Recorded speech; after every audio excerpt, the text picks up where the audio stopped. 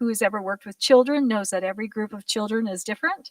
And so that helps us be able to tweak the way we instruct.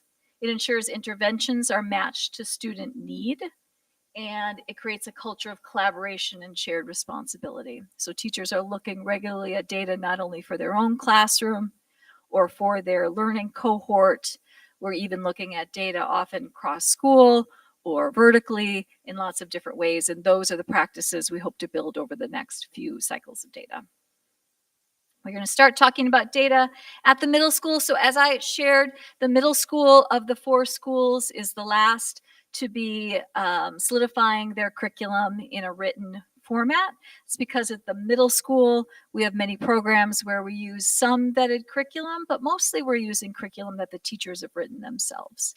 And so this year, we're finishing putting that in an aligned format in shared drives. And the next piece of that work will be to work on what's called stage 2, which is the part of curriculum that it goes over what the formative assessments are and what the summative assessments are, so that teachers, even though their instruction may look differently in different places, are grounding in the same assessments so they can have rich conversations about what students know and are able to do.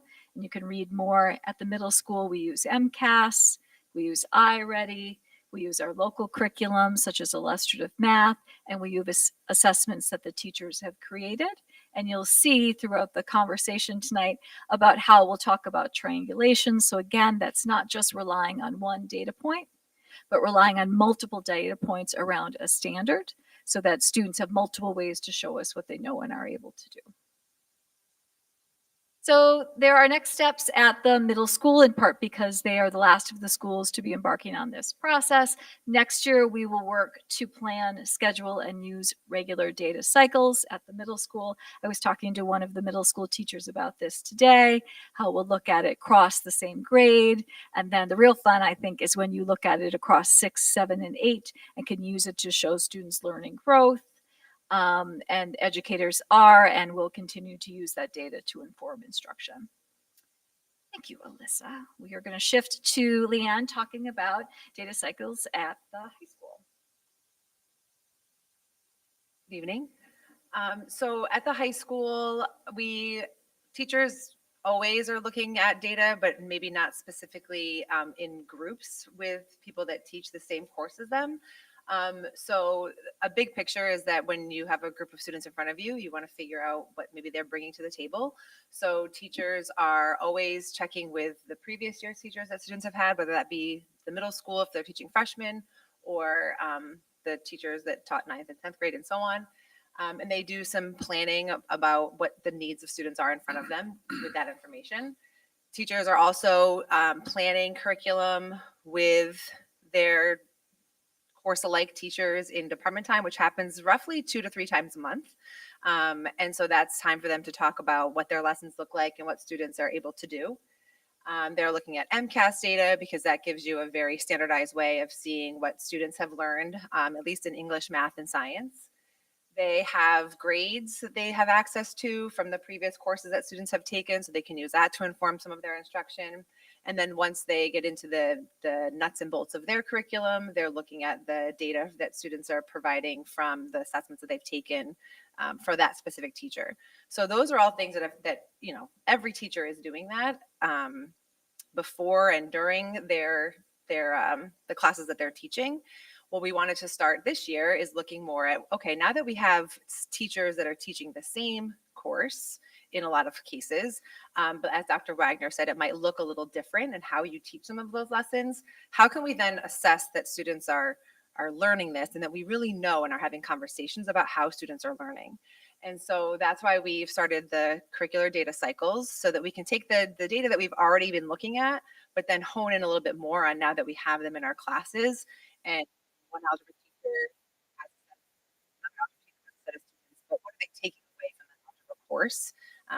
Not just at the end of the year, but as we are learning. So the purpose, as you see here,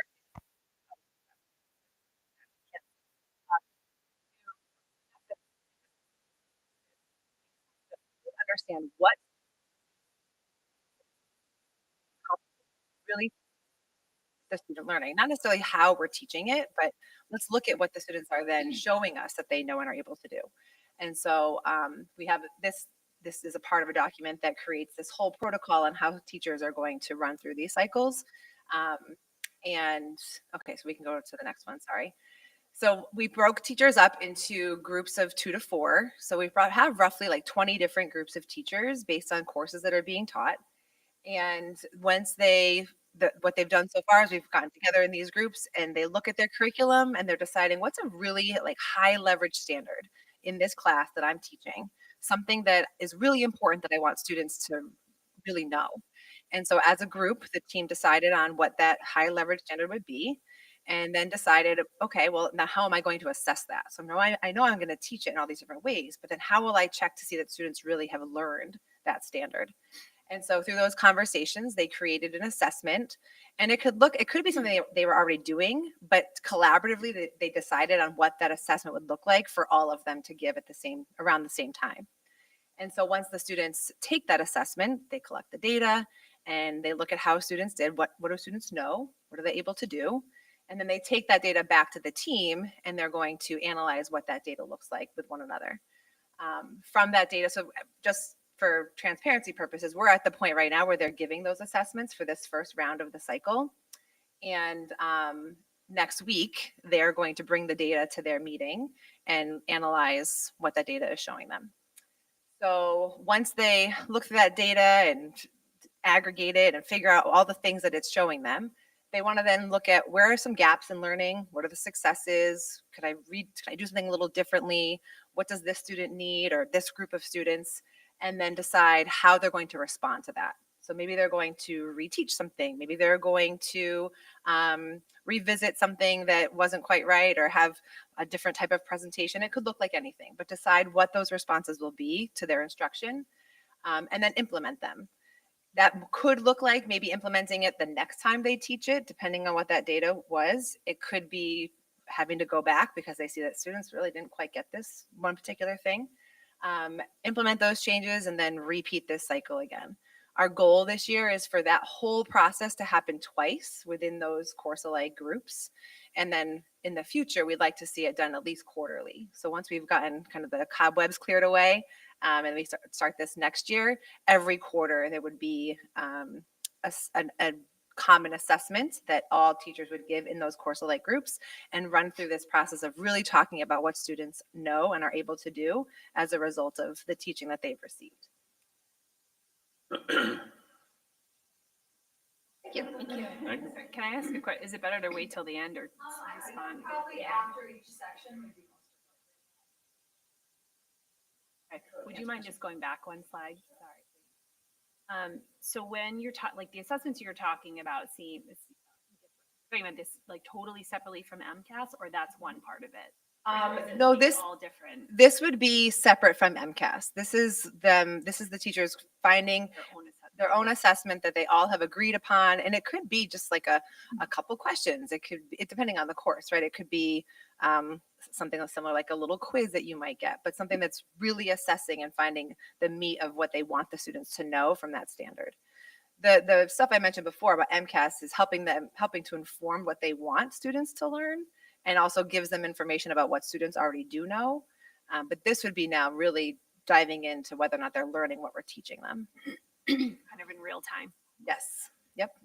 So are you guys also then, like, we spent a bit of time on this when the administrators when you made the MCAS presentation, and I think what we were trying to understand, and we may have focused on it a little bit more in the elementary level, so I'm just wondering if it's applicable in the same way at the high school or middle school level as well, you're obviously the data that you're looking at isn't the group of kids that are in front of you that year, right? So are you taking that data and like having different grade levels apply it to their teaching as well, right? So it's like, how do we need to change our instruction because the group last year maybe didn't get it so much, and how much of that applies to that student group and how they're being taught in the next grade level, and how that current grade level is instructing, to accommodate for that as well. So I would say a lot of those conversations are happening in that department meeting time that we have. So teachers, I'm just going to pick on math. They they're teaching algebra 2, and the students that they have in front of them took most likely the MCAS the year before, and have the teachers that are sitting in the room or had the teachers that are sitting in the room with them. And so we have the data really called out by student as well, and subgroups of students, so they can have really rich conversations about, okay, well, maybe this is why this group of students, this is how I taught it, and maybe this is why they're not doing so well now, or this is what was really successful. So those happen in that department meeting time. This curricula, this data cycle is more specific to those common assessments that the teachers have created together. Sorry. Does any of this data or the MCAS data inform class placements? Like if you're looking at, okay, this group of kids are struggling with the same set of things, so we're going to intentionally place them together in a class. I would say all of those things go into placement for the next year. For freshmen, we take the 8th grade, the 8th grade teachers give a recommendation of where they think the student should be placed. The MCAS data is part of what goes into that decision as well. And then these assessments that teachers will be given are going to they'll be part of their semester and year-long grades, which is another factor that we use to help determine placement. But with these conversations, we're hoping and thinking that we'll have an even better sense of what students are really able to do, not just by looking at their final grade in a grade book. Thank you. This is great. I have a question, or maybe point of clarification. So the common assessment, and maybe I'll pick on biology because I was trying to think of a metaphor. I So, like science. so say, okay, we have 4 teachers that get together and say, we create this common assessment on cell division, meiosis, mitosis. And this teacher's class did really well, and that teacher used models. And then this teacher's class didn't really pick up on meiosis, mitosis so well, and they used paper, Is that what they do? Is that like, oh, well, this group did better, so let's go with the way that was successful? Yeah, I think in that part of like the plan instructional responses and implementing the changes, as they're looking at the data, we haven't done it yet, that part, but I'm envisioning that, yes, that will be part of the conversation. I am also asking teachers to really focus though on the student and how they're learning, which certainly part of that is how we're instructing them too, right? So it's natural that those conversations are going to come up. I just worry about it becoming something where teachers feel like, oh, I did it wrong. It's not about that, right? It's just, how can I reflect and grow and possibly change if needed, because I have colleagues that are teaching the same thing and maybe differently. Right. So I'm sure that will happen organically, but I do want the conversations to really, because that can become a rabbit hole of like, oh, well, I tried all these things or something, but I really want it to be about what the students are learning and what they're able to do. I ask one more question related to that, actually. So how does differentiated instruction play into that? I mean, you would think that would be hard to like quantify anyways, because presumably they're already. Well, I mean, so yes, and this is what we have in the biology group. Let's say we have teachers all teaching biology, but teaching different levels of biology. There's an honors biology class, there's a CP2 biology class, there's a CP1 biology class, and they're all giving the same assessment. However, it might be scaffolded a little differently, so they're getting the same questions, but they're maybe given different resources, or maybe it's worded a little differently depending on the level of course.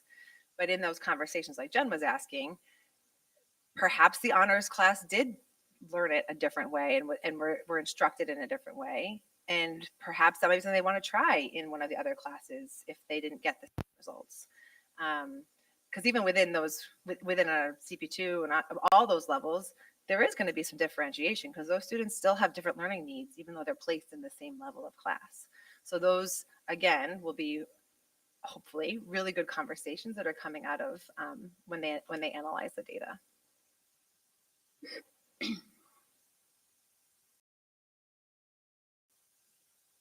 Thank you. Thank you. Thank you.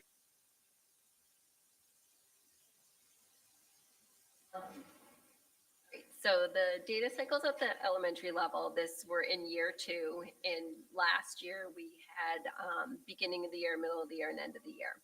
This year we've kind of, with our data calendar, this year we've stepped it up a notch where we have the 3 cycles, but we also have included mid-cycle check-ins to kind of check in on the interventions that have been planned. Go along with the intervention cycles. We've also, so looking at the data, this is kind of becoming more consistent, teachers becoming more comfortable with it. It is definitely, as Tracy said, and Leanne, it's a work in progress. Like people are becoming more comfortable with it. It is just something that we're improving our craft of like organizing and displaying the data and teachers analyzing it. So I'm going to speak to the math data points that we look at. So last year we only had the STAR math data points, which was kind of limited. This year we have multiple measures to get a complete picture of how students are doing math, providing a lens of their full learning. We begin with the STAR math screening, which is a standardized assessment that gives us a broad kind of snapshot of their math achievement and helps us monitor growth like throughout the year, beginning, middle, and end. There's also quick STAR math CBM. It's like a 1-minute fluency check, which basically is checking their foundational skills of basic computation and number packs. We also, this year, just started rolling out an IM unit, the illustrative math unit assessments. We built spreadsheets this summer to align with the end of the unit assessment so teachers can look deeper into what we're currently teaching in the moment, to kind of see how kids are doing at the end of each unit, and we can like analyze that data. We also last year used the universal number sense screener just in kindergarten, but we really liked this screener. So this year we are using it from K to 5. And this allows us to look closely at a student's understanding of their number relationship and early numeracy skills to kind of figure out where there might be some gaps or misunderstandings. And finally, we take a look at classroom observations to give us kind of those real-time insight into student engagement, their strategies, how they apply their learning, like actually in action during instruction. So in English language arts, we're also using multiple data points. So we use the DIBELS screening assessment to look at foundational skills, and the STAR reading, which is a standardized measure to look at reading comprehension. We also use a bunch of curriculum-based assessments, such as Foundations unit assessments, writing samples, and some of our written wisdom, focusing question tests, and things like that. We're also always looking, observing in the classroom, seeing how students are approaching their reading. So those anecdotal observations are important as well. So we're basically trying to triangulate the data to gain a sense of each student's profile and to make sure each student gets what they need.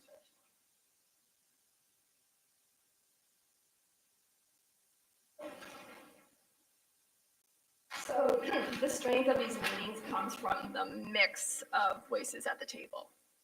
We have our classroom teachers who are there participating during these meetings. We have the interventionists, special education teachers, EL teachers, administrators as needed, and our literacy and math coaches. So by collaborating, we create a shared profile of each student and a shared plan for their support.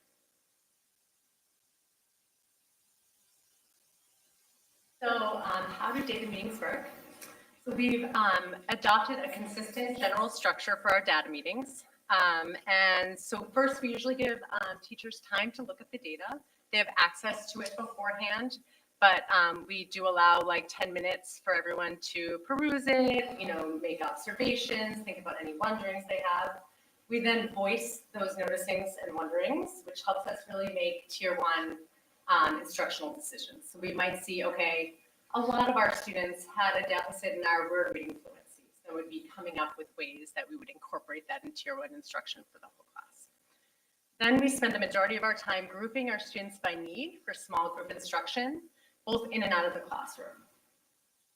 And then our next steps include discussions about intervention details.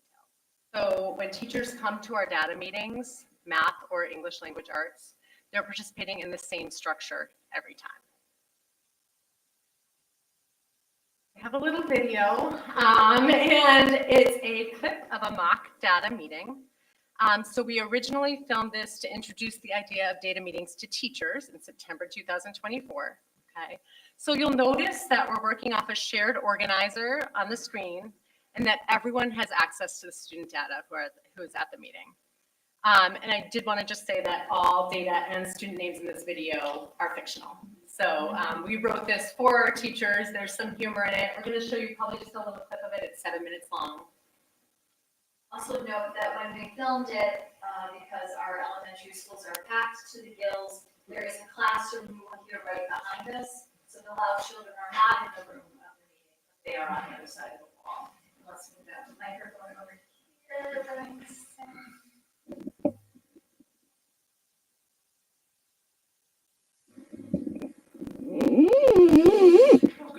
It doesn't have to be right on top of it.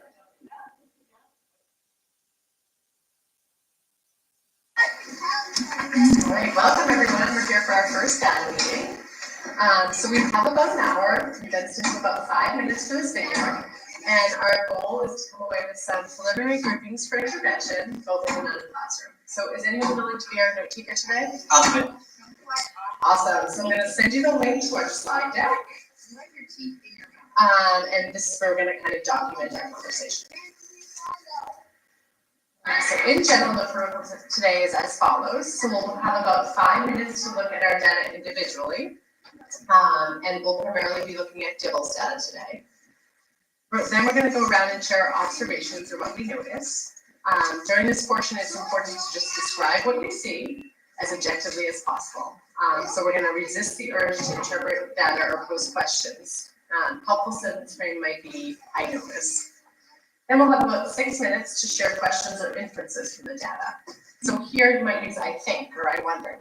And then finally, the bulk of our time will be spent grouping students by need and coming up with next steps. Does anyone have any questions? Okay, let's get started. So I'm going to give you about 5 minutes to look at the data on your own, so you can go ahead and do that. Started. Okay, so for our first round, we're going to go around and say our observations. I noticed lots of reds and yellows. I noticed that in general, the mean score for this class exceeds the benchmark. And I noticed even though there are lots of reds, that there was a big jump from the intensive red scores to the strategic yellow scores. I can count 5 students that are consistently in the red on all measures. I also noticed that more students achieved at least yellow on the WRF measure than on other measures. In general, I noticed that the students that are consistently in the intensive zones are students who are already on IEPs. I noticed that only 8 students have met the benchmark for their overall composite score. Okay, thanks everybody. Next, we're going to go around and state our questions or inferences. I'm wondering if some of the strategic scores are due to summer slide. I'm surprised to see that Emma and Allie did not hit the benchmarks. I think I need to look a little further in their reading. Students need to be challenged. Okay, so we're going to look at our organizer for grouping. So does everyone have this up on their computers? Yep. Okay.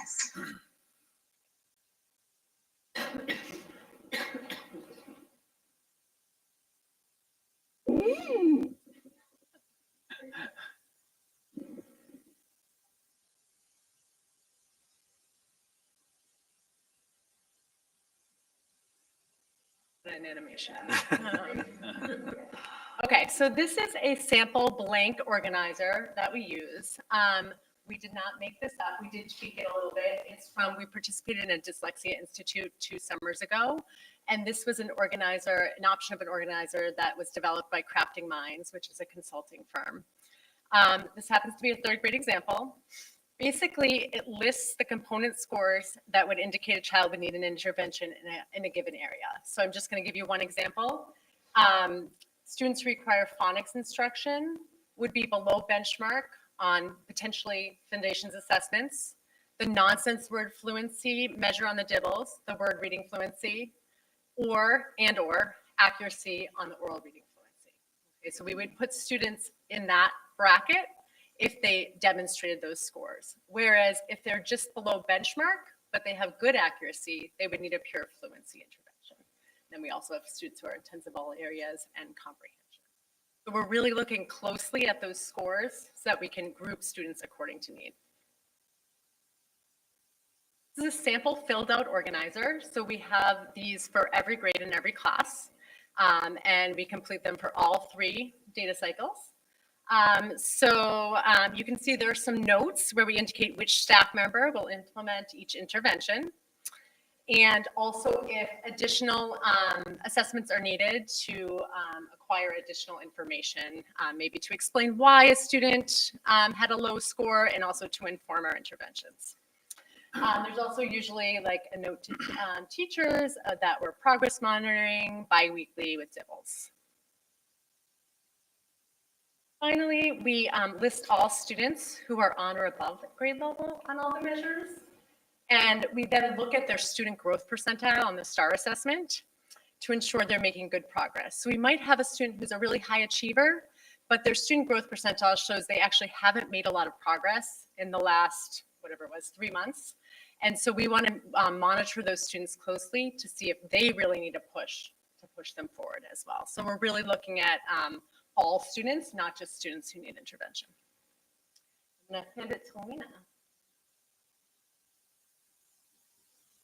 So in the math end, can you hear me? Do you like? All right. That microphone is for the people that are watching. Oh, okay, not I'm for us, sorry. But Okay. you can tip it up still. Okay. So in the math end, so this year we have multiple sources of data to look at, which is a big step for us because as Katie explained last year, we only were looking at STAR data, which is a universal screener, which was not helping us to really look at, it gave us just one data point, and we really need something to give us a little bit more information that gives more of a comprehensive profile of the math skills for each student. So this year, we have all these different sources, all these different measures. For example, this is just an intervention organizer that we have for grade 3. The USNS performance level, that's our number sense screener that Katie described. We also have the IM is the illustrative math end of unit scores. That's our curriculum. STAR, we still use it, and this where it says STAR below pathway, that is if STAR identified that child as needing some more support. We're also looking at the STAR CBMs for grade 3. Again, those are the fluency checkers. So it's a 1-minute assessment that just takes just trying to see how many, depending on the fluency. So in 3rd grade, beginning of 3rd grade, correction, do they know their facts? And those scores are how many they could correct per minute. So what we did is like flood data. How are we going to really look through all this data and see what are the priorities? So we have a flagging system, and based on a specific benchmark, they might get a specific number of flags. And then from there, they're sorted to a priority group. Are they someone who's on level? Are they someone we need to just monitor, just watch? Or are they someone who needs an intervention or high priority? So it's just trying to make it as objective as possible. Then we pull that data into another spreadsheet, and we just look at priorities, interventions, high priority group. And then from there, we determine, okay, so what's the focus? That needs a little more digging. Where are we going to focus on? Multiplication, addition, subtraction, place value, fluency? Who's going to provide this intervention? How often? How are we going to progress monitor this? Which means how are we going to assess so that we can make sure they're making sufficient progress? And what's the start date and what's the review date? So that's when we're having that meeting, we're really determining what are we going to do with these priority groups.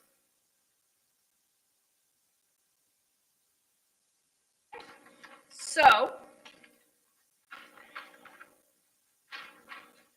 I'm not going to read this for you, but you can read it yourself. But like, so we really think about how are we creating these structures that would support equity. And in the way we're really doing it is by making the learning transparent. So when teams are reviewing this common data, we are reducing that variability in decisions, and we're ensuring that students are noticed, and we're focusing support where it's needed the most.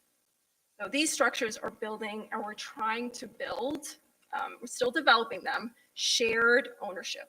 So I just kind of want to leave it as every student is everyone's, like every student is everyone's student.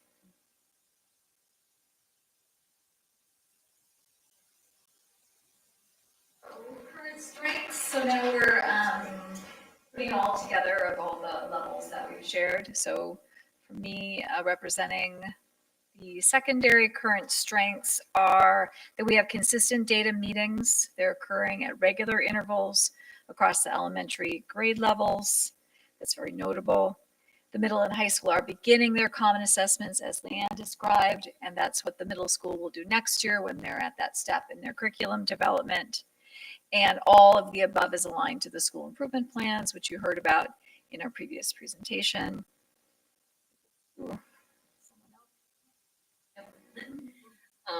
So Alyssa spoke to like there's progress monitoring happening with the literacy with the dibbles bi-weekly, which allows like to be able to look at that information and figure out, do we need to adjust instruction based on how the student's progressing?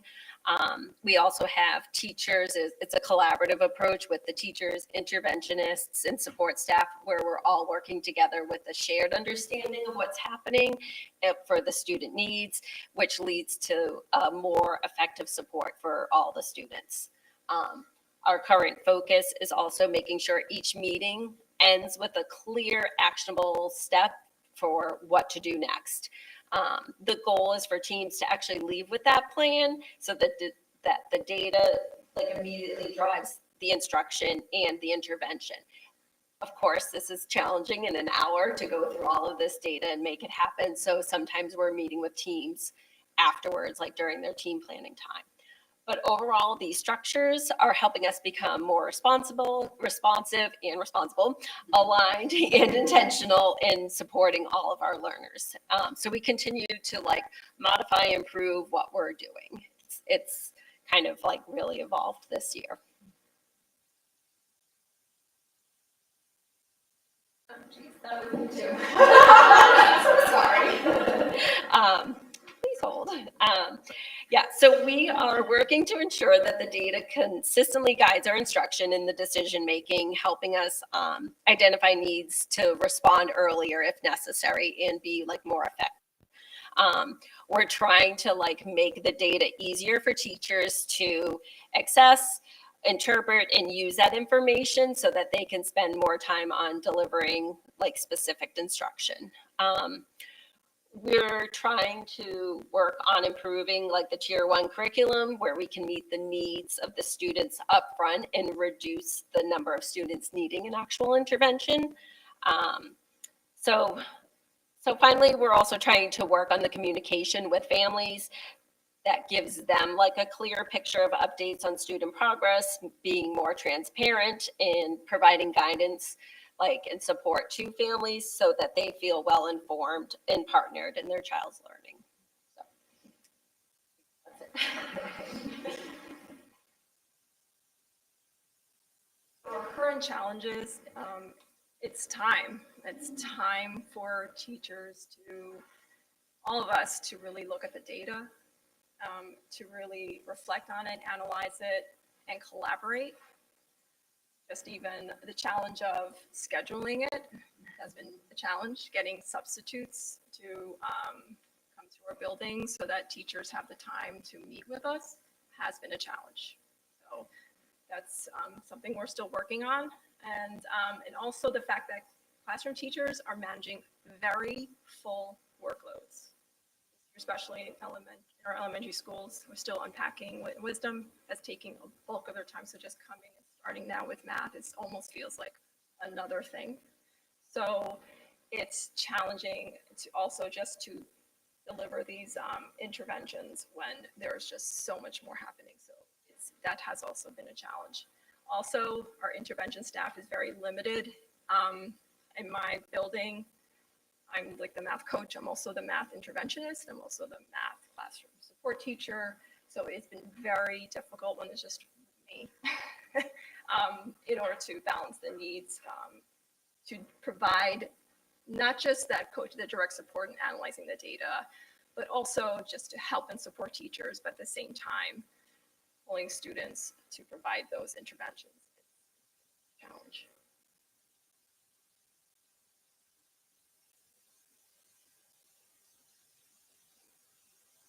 To this ultimate goal. So now that you've seen this snapshot of what data meetings look like across the grade, we bring you back to we are striving to use data collaboratively and consistently to support every student's growth. We hope that you have some takeaways about what talking about data looks like at the different levels of the schools, what's working well, what our next steps are.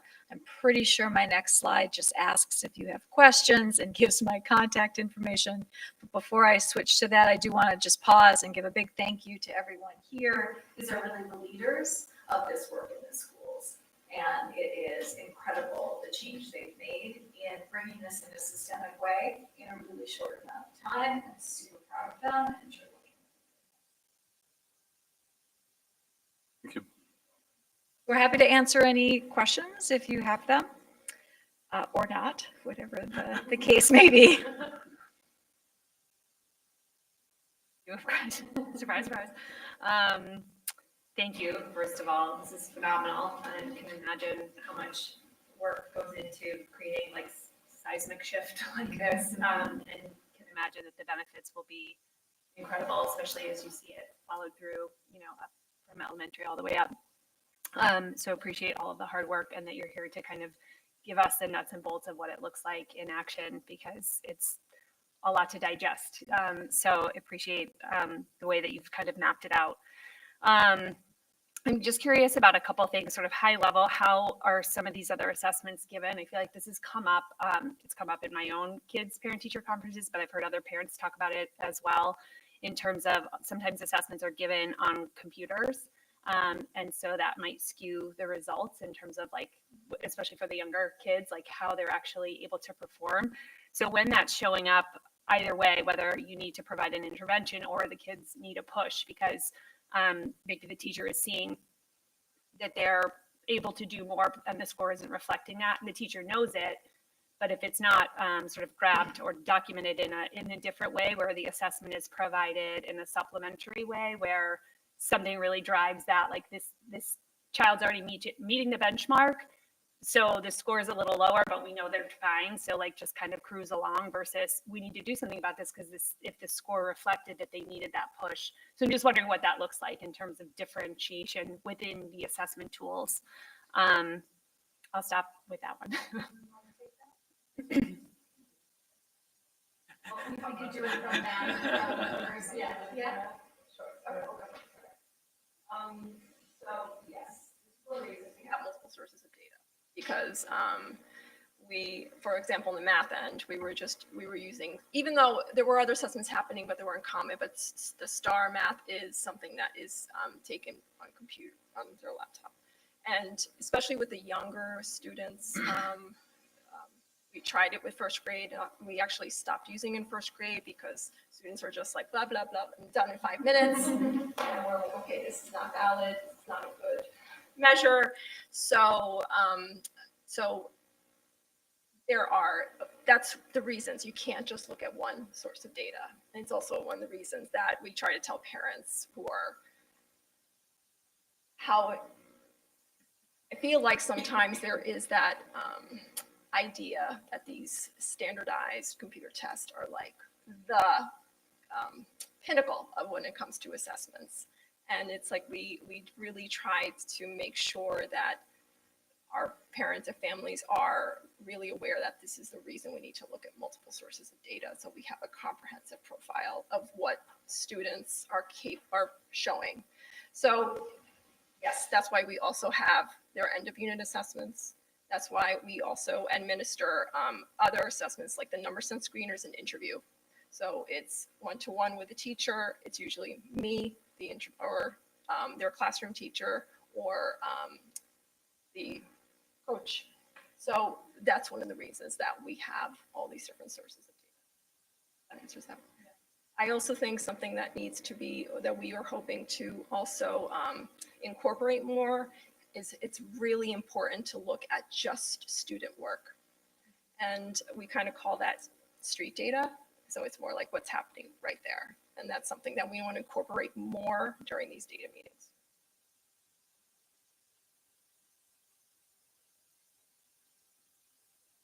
That's representative of literacy is all. I will say the only assessment that's actually on a computer is the STAR assessment. So it's one out of the many that we're looking at, and it often doesn't tell the whole story. The other question was just a basic quick one, I think, like, so based on like the way tiered instruction works, a lot of this was focused on the tier 1. Are the tier 2 and tier 3 specifically for just interventions, or is that also either way? Like if a student needs extra support or they need a push, depending on if they're above or below?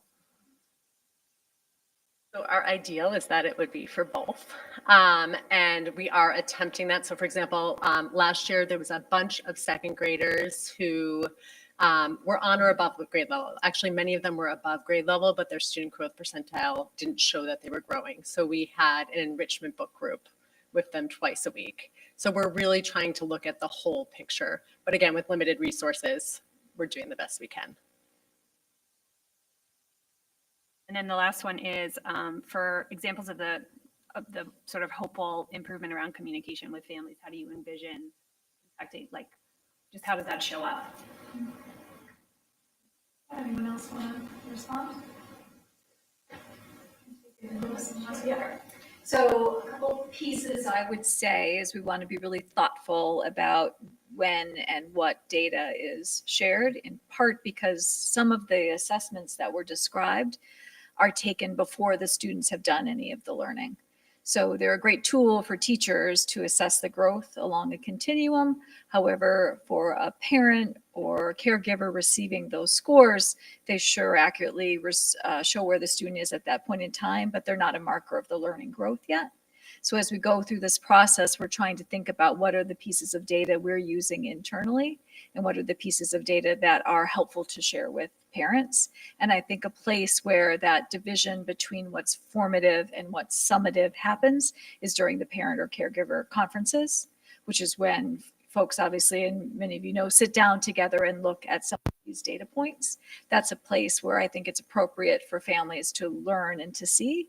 But parents, of course, are always welcome to check in and see where their children, of course, are at in their learning. But traditionally, it's more of the summative assessment that's shared out. So part of our goal, I believe, is to be sharing with parents more, not necessarily just what all those multiple data points are, but how we're using them. And we hope that there's an assurance there and we've got this. We are looking at how children are learning in a wide variety of methods and means, and we're responding appropriately to it so that when families are receiving that summative data, that MCAS score, that report card in the mail, or even in the conference, they're in the know of the process that has gone towards that. So that can look lots of different ways. It can look like Title I events. It can look like math nights. It can look like conferences. It can look like building that into the principals' communications out, and we are looking at ways to continue to share that. It's in part why we wanted to come here tonight and present this to you, so we're being more transparent of all this amazing work that's happening.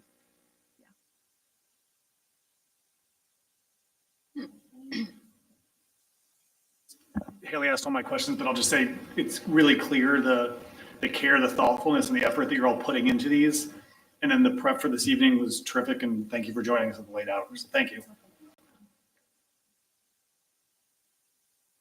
Make this fill in with somebody else if we've had some presentations with them, like, get it, and this is how it all works. It's super helpful. So thank you for coming and presenting. This is awesome. Thank you.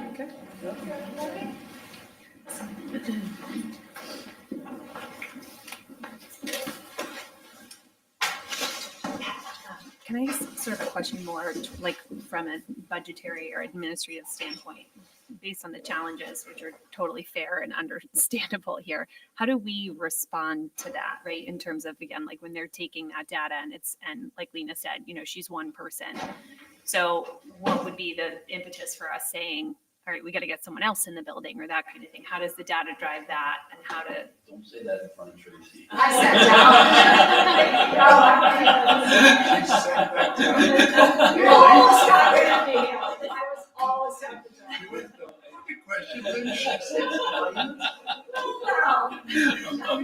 I'm picking on Tracy. I think those are conversations that we have and we have as an administrative team. And, it's like anything else, you have to prioritize where we're going to put money and the resources. So. Is the data a real driver of that?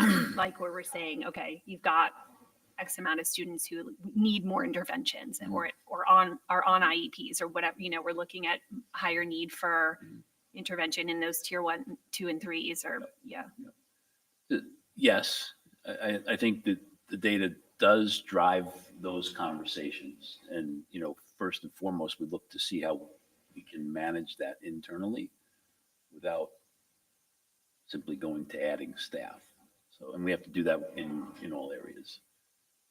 Our paraprofessional and RBT supports, any of our interventionists across the board.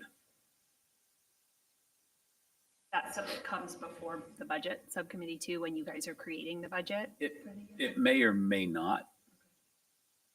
You're asking for Right. an external resource or an A additional. lot of those conversations happen before we get.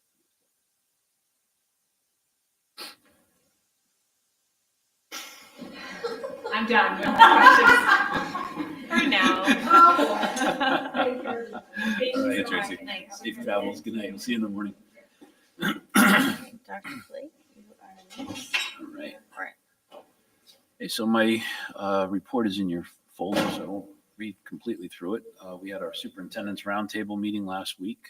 We did it virtually just because of the timing of it and a lot of things going on in different districts. We had our regular reports from standing committees. We also talked about Chapter 70 funding, special ed transportation, and there was a big discussion around the PRS system at DESE, which handles all of the complaint resolution. So when anybody makes a complaint to the Department of Ed, there's the PRS system deals with that and that office. And there's a lot of concern statewide about what that looks like, and DESE many times overstepping their boundaries. That seems to be a common theme because of some of the turnover that they've had there. So we had great discussion in our subgroups about that, and then one of the other superintendents was meeting with representatives from DESE to discuss that, just to problem solve and make sure that we can all get on the same page. I spent time with Eric Oxford reviewing his exit plan and going over some information that he wanted to share regarding some of the particular cases that he's dealing with. In your folders this evening also is Rob Furtado's monthly update. He continues to get a lot of things done for us, both cleaning up issues from the past and making repairs as they come up. We continue to have a lot of issues with the heat in the buildings. We've talked about that. We had one day last week where it was We had no heat here in the building. The boiler had gone down, and as you know, we were in the midst of waiting for a welding repair to be done on the second boiler here. Happy to report that everything is back up and running. We haven't had any heating issues since then. We found out that the other boiler was actually more an issue of circulation pump on top of the boiler. So thankfully, it wasn't a boiler problem itself. So we're working with Advanced Air to look at some of the other systems in the building. We're sitting here tonight and it's chilly. It's a different air handling system that does not come off the boilers apparently. So I've been texting throughout the meeting with Rob Furtado to try to figure out how to get it. It seems a little bit warmer in here since we've been in here. So his report is what, 2.5 pages long of what, just the different things that he's faced this month. So we continue to chip away at it. I tell folks that, it seems like sometimes we fix one thing and 2 other things we find that are in need of repair or break. So I think we're slowly gaining on it.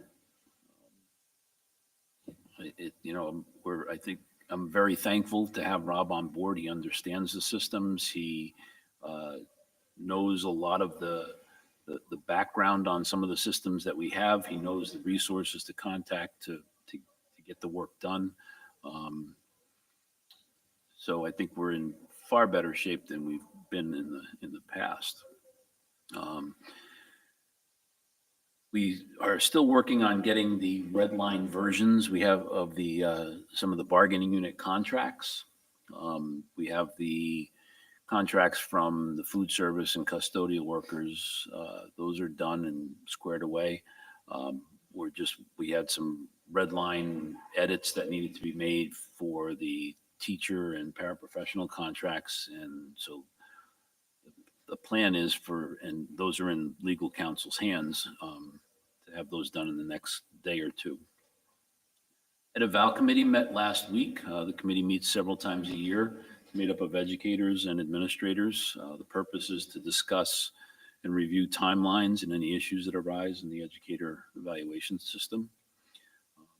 I worked with Navigate 360 as one of our vendors to set up the comprehensive school threat assessment course for our new counselors and administrators. We had to do a bunch of onboarding with them around that. So that level 1 will be done this month. And then in January, we'll do level 2 and 3. Level 3 will be involving all of the people that have been previously trained, just as a refresher and to do some tabletop exercises. Had my regular monthly meeting with Tom Gallagher. We met to discuss the fall sports season and the upcoming winter season. We also talked about participation rates, in particular in the basketball program this year. I am part of the Mass Association of School Superintendents. I'm also the representative to the National Association of School Superintendents. So we had a Zoom call reviewing beliefs and position statements for their national agenda. That was this past week. Budget subcommittee met with the administrators on Monday afternoon to discuss Monday afternoon, right? Monday, yeah. To discuss budget expectations, concerns, and look toward the future. The administrators left feeling that it was a very productive conversation. Monday night was also the IEF monthly meeting. I can circle back to that when we do the subcommittees and working group meetings. Our admin team meeting focused on the presentation this evening, a debrief of the budget subcommittee meeting, and then this year we're going out to bid on our transportation contract. So Tom and I wanted to hear directly from the administrators what they're dealing with in the buildings in terms of busing and transportation issues. As you know, as parents who transport your kids on buses, some of you, we frequently have some bus routes that are canceled, or, we end up having to combine them, which causes a lot of delays and headaches for parents. So, we wanted to hear what other issues were out there. So it was a good conversation. Operations met the other night to review the draft of my goals, which we'll be discussing a little bit later this evening. And policy also met that same night. Up and coming, the Governor's Commission on Graduation Requirements has issued a preliminary report. Superintendents met with the Commissioner of Education and the Secretary of Education yesterday regarding that report and the proposed changes. There's a lot of work that's going to need to be done before anything is implemented. It's going to have to be done at the state level before anything trickles down to our level.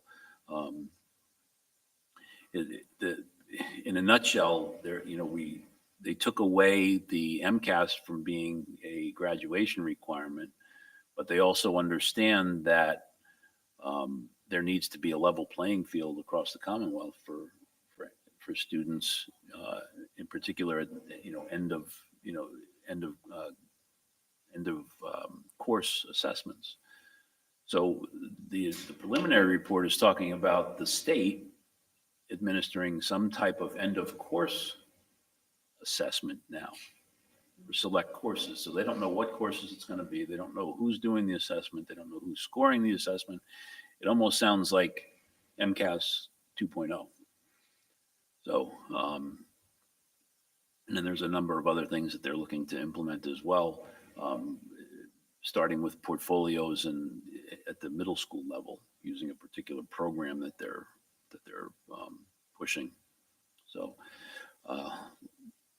to hurry up and wait and see.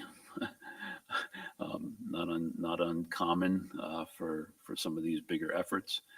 The DEI team met yesterday. We reviewed the work that's happening in each of the schools, and we also had one of the student reps talk about the restorative circle training that she's participating this week. It was Wednesday and Thursday was the training. We're training students as well as additional staff members for the restorative circles. Last night, as I mentioned, was the small ensemble concert in the Performing Arts Center. There's a lot of concerts and art shows that are coming up over the next week or two as we head into the holiday break.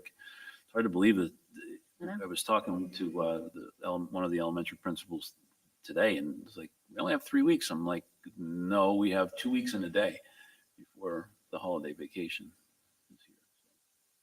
Time is marching on quickly.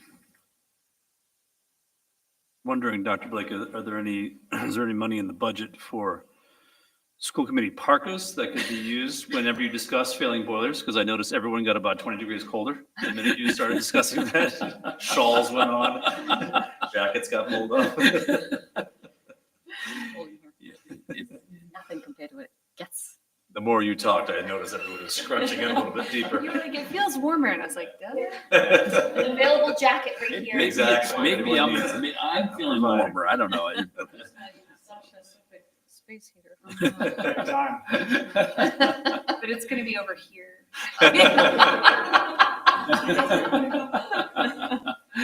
So, all kidding aside,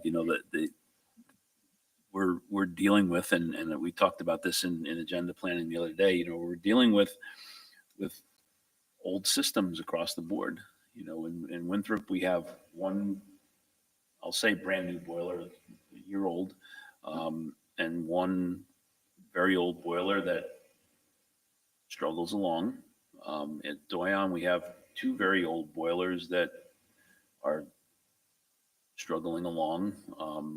We make the necessary repairs and upkeep on them as best we can, but they're old. They're well beyond their useful life. The middle high school, the new high school, is now 26 years old. The systems are in need of upgrades and repairs. We've had some significant issues over the last couple of years with the two boilers in particular, having issues with the tubes, blowing out essentially internally, the water tubes. We have very corrosive water, from what I understand, and so that takes its toll on the interiors of the boilers. As of right now, knock on wood, both boilers are up and running, fully functioning, and we aim to keep it that way.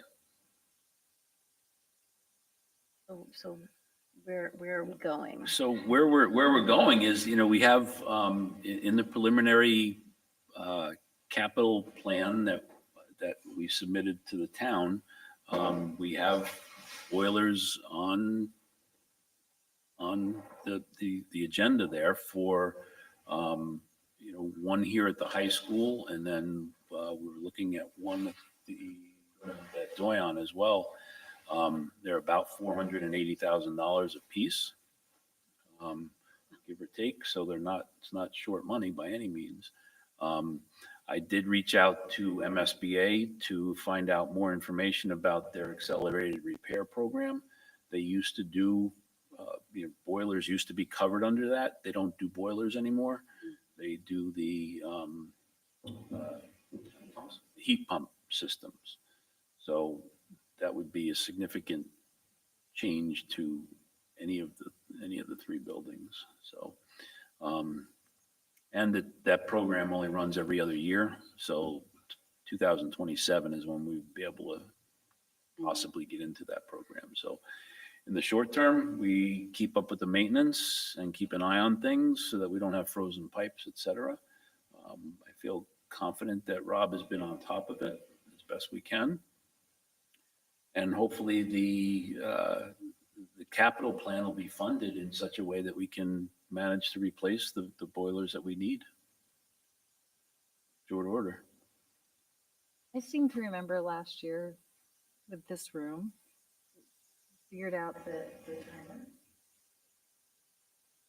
wasn't on Mm-hmm. And we to coincide with these meetings. Yep, we were doing all of that and it's not responding.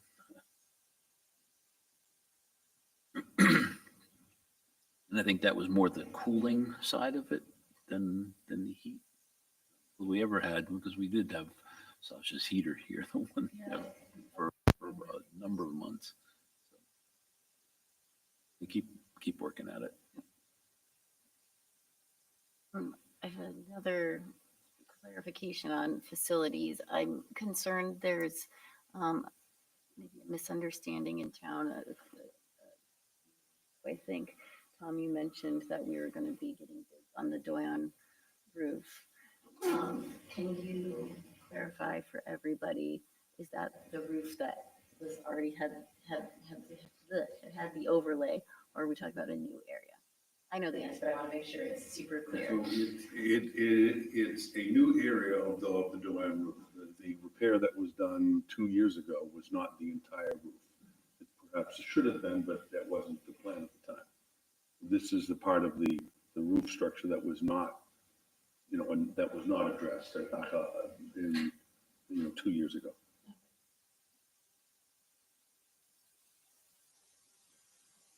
Other questions for Dr. Blake?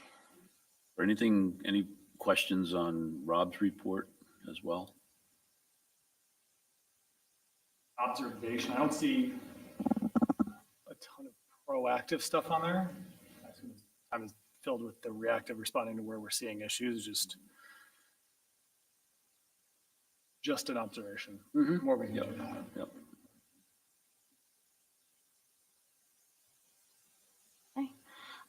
Subcommittee working group and liaison reports. You mentioned budget. Sasha, do you want to add anything?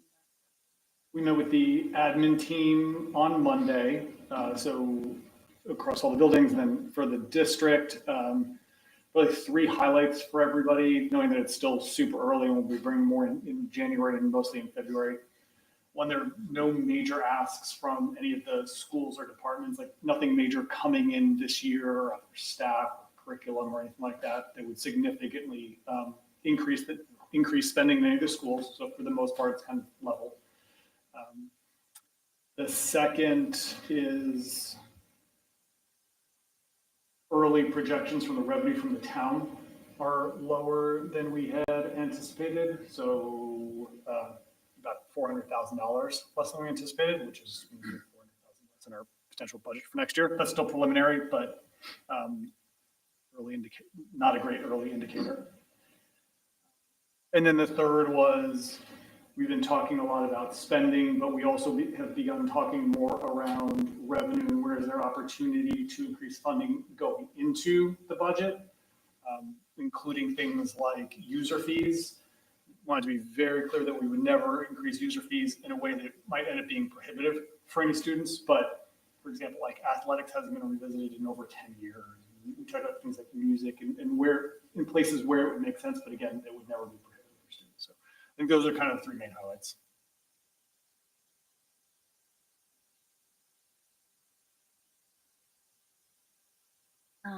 Communications. In the folder this evening is the draft December newsletter. So please take a look at that. I'll just hit quickly the sections. There's a upcoming letter from the chair. I should call it something other than letter from the chair, but paragraph as we move into the end of the year. We should clean it up just a little bit, but our standing update on the elementary school building project. The goal for these is really make sure we're creating awareness for the school building committee. People should know about it, where they can go to like keep up to date and find information. We always have something safety related. This month there's mental health check-ins, and so just checking with your students, get to the end of the year, stress, how are they feeling, what's coming up, and so as usual, a couple prompts for parents and someplace to go to find more information. There is a summary of the data presentation that we just had, and so sort of key pieces of what we heard, but really particularly ones that might be relevant for parents, especially Haley, to your point of how that's coming up in any conversations they might be having with their teachers. And then a roundup of our activities and accomplishments and calendar of upcoming district events. Should we have in there the opening? The school committee? Should that be in there? Going out, like, when does it, like the timings? I think this goes out after it closes. Oh. That was where we had talked about, one, let's make sure we're bringing it up here. So thank you again for doing that. And two, it goes in the paper. That was our best way to make sure that we're communicating with people. The timing of our newsletters, we keep missing. Like last newsletter went out before anything was posted, or you formally were able to apply. And then this one will go out after it closes. Is it possible? So when will this go out? This would go. Is it possible to have a news blast about that, given this importance of it? When does it? Somebody wrong when it That's the closes? 19th. I'm not super opposed, but I feel like it's supposed to very much. It was out in there. today's paper. Okay, well, yeah. I feel like that's the bigger umbrella. Sure.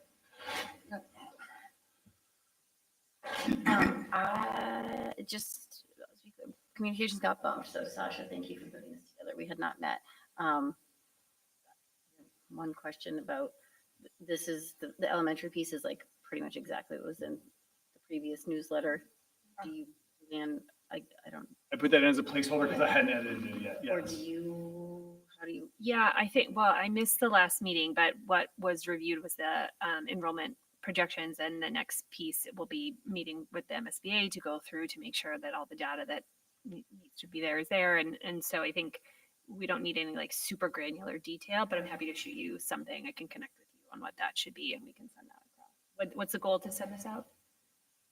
We usually do, so it would be the 16th. Okay. Oh yeah, no problem. Yeah. Okay. Okay, so Haley, if you take that. All right, let me just clarify that. It goes out on the 16th. We need to be locked on the 12th, so a week from tomorrow. Okay, so if you take that, I'll take I'll put something. I can clean up both policies, for instance, like those little minor Yeah. things at the end? Yep. Okay. Yeah, those are still on placeholders. Okay. Is, Can I just, I didn't understand what you were asking about the opening. What did you mean by the opening? Oh, the vacancy. Woo, hey. Like, is something, are we having a grand opening? Like, It's our new heated building. Thank you. all right, thank you. I don't have mutual concerns. I know we're gonna hear from policy later. Athletics, anybody else met? AEF? IEF met on Monday night. The IEF is contracting with Steve Filosa, a former gentleman in town who has a consulting company around fundraising and working with companies and nonprofits to raise money. So we had some time with him. He's going to be meeting with all of the board members individually. And we also went through our regular agenda of all the different pillars, the different groups that have money there. IF is also going to be taking over many of the athletic booster groups who don't have a 501c3 of their own, which takes it takes it away from the school per se, although we didn't have any responsibility for it, but it just provides them with the necessary structures, being able to legally raise money and distribute it. It brings us into closer compliance with our policy that. Right. Yep. Is that an expectation for all of the boosters or any of the programs raising funds? It's through, so we have a school committee policy that says that any booster group needs to have a 501c3. Okay. Hasn't necessarily been the case. So there were, at the beginning of the year, when I put the letter out, there were a number of the teams and the representatives who came forward and said, we don't have one, what do we do? Brian Satter from IEF said, this might be something that we can do. Let's talk about it, but not, our concern as a school committee, school district is that they have 501c3s. Yep. So whether it's through the school, through their own individual booster organizations, it's not school money at all. So whether it's through their own booster organization, like football. Yeah, I just want to make sure. Has their own 501c3. They've had it for years. It's in compliance. Other groups are going to IEF. Yeah, my question, I want to make sure they're all aware of. Mm-hmm. Oh, yeah. There's been a lot of conversation about that. And then there were a few grants that were applied for and given. Tomorrow I have a flyer going out in my weekly update. They're having a end of year campaign, if you will.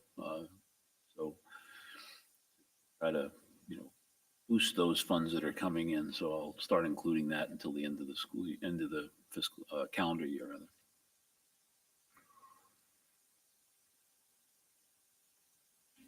I think.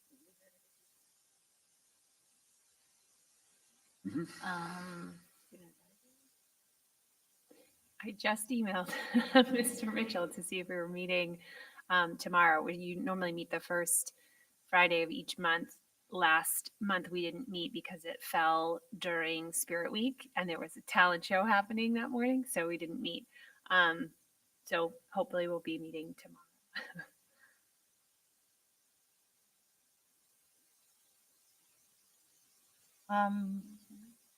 Nothing more on Twig. It was, I think last time I reported that we met, grants were approved, but we don't have the final report yet to. Okay. Yeah.